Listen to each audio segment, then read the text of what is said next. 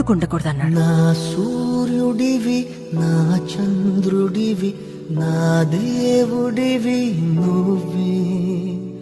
నా కన్నులకి నువ్వు వెన్నెలవి, నా ఊపిరివి నువ్వే.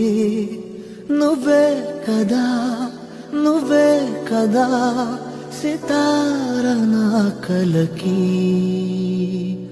నాన్న నువ్వు నా ప్రాణం మనిన సరిపోదట మాట. నాన్న నీకై ప్రాణం ఇవ్వన ఇదిగో ఇది నా మాట.